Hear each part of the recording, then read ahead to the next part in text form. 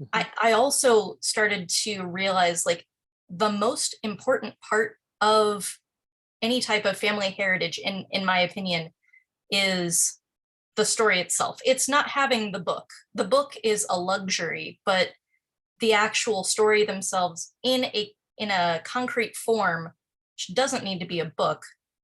That's the most important part. It's having a record of that oral history, which is as simple as pulling out your phone and hitting record and Mhm. talking.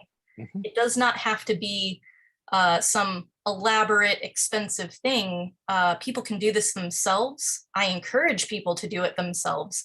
A lot of the problem is that, excuse me, a lot of the problem is that people are immediately overwhelmed. They don't know where to start. They don't know Mhm. how to break down what is worth sharing. And unfortunately, I'm seeing a lot of people that say, what is even worth sharing? Like, I don't have anything that's worth passing down. Like, nobody wants to hear my stories. And so part of my mission is shifting their mindset and helping them find that self-worth, self-value in their experiences, and also opening their mind to the possibility of what is a memory, and what are the things that you've experienced in your life that you might see as just uh I don't know, not necessarily like a life event or a lesson learned, but like, just for instance, my great aunt, this would be Al's World War II vet's wife.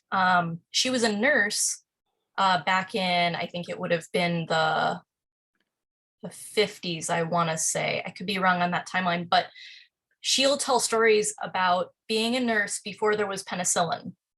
And that's something that is completely mind-blowing to me. And it's about like talking about the technology that was available to you when you were younger, and the technology, like, as a millennial, I'm looking at like the floppy disks that are now completely gone, the cassette tapes completely gone, VHS completely gone. It's all been eliminated.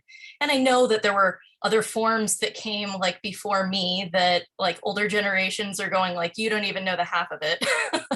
But that's what I'm talking about. Like, to the generations that will come way after us, even us just mentioning like floppy disks and VHS and 8 tracks and vinyl records, like those may not be available to them.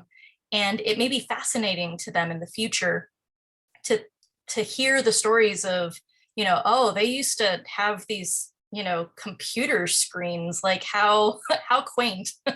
you know uh and I think that there's so much just day-to-day stuff, even if you don't have like the heroic World War II stories to pass down.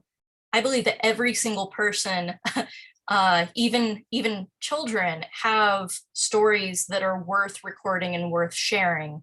And that is what I'm trying to educate people